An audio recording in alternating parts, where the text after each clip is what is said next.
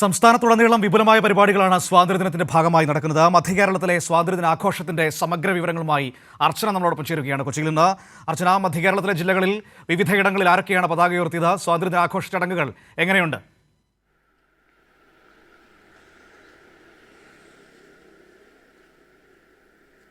മനു, മധ്യകേരളത്തിലും വലിയ രീതിയിലുള്ള സ്വാതന്ത്ര്യദിന ആഘോഷ പരിപാടികളാണ് നടന്നത്. പ്രധാനമായും ഇന്ന് എറണാകുളം ജില്ലയിൽ മന്ത്രി പി രാജീവാണ് പതാക ഉയർത്തിയത്.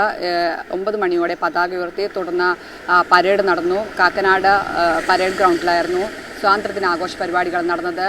കൊച്ചി കമ്മീഷണറടക്കം ഉന്നത ഉദ്യോഗസ്ഥരെല്ലാം തന്നെ ഈ സ്വാതന്ത്ര്യ പരിപാടിയിൽ പങ്കെടുത്തു. മാത്രമല്ല, മന്ത്രി പ്രധാനമായും ഈ സ്വാതന്ത്ര്യദിന സന്ദേശമായി പറഞ്ഞത് വയനാടിനെ ചേർത്ത് പിടിക്കാൻ നമ്മൾ ഒന്നായി ഒറ്റക്കെട്ടായി ഐക്യത്തോടെ മുന്നോട്ട് പോകണമെന്നൊറ്റ സന്ദേശമാണ് സ്വാതന്ത്ര്യദിനത്തിൽ മന്ത്രി മുന്നോട്ട് വെച്ചത്. മാത്രമല്ല, ന്യൂനപക്ഷങ്ങൾക്ക് കൂടി സമാധാനത്തോടെ ഈ രാജ്യത്ത് ജീവിക്കാൻ കഴിയുന്നത് കൂടിയാകണം ജനാധിപത്യമെന്നും മന്ത്രി ഓർമ്മിപ്പിക്കുകയുണ്ടായി. എന്തായാലും മധ്യകേരളത്തിലേക്ക് വരികയാണെങ്കിൽ ഇടുക്കിയിൽ മന്ത്രി റോഷി അഗസ്റ്റിനാണ് പതാക ഉയർത്തിയിരിക്കുന്നത്.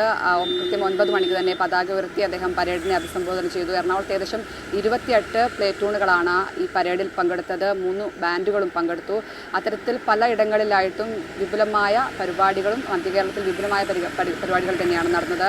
അതുപോലെ മറ്റ് ജില്ലാ തലത്തിൽ പല പരിപാടികളും സ്കൂളുകളും അതുപോലെ മറ്റ് മേഖലാ തലത്തിലുള്ള പരിപാടികളെല്ലാം തന്നെ മധ്യകേരളത്തിൽ നടന്നിട്ടുണ്ട്. മനു, ശരി, മധ്യകേരളത്തിലെ സ്വാതന്ത്ര്യദിന ആഘോഷത്തിന്റെ വിവരങ്ങളാണ് നൽകിയത് അർച്ചന.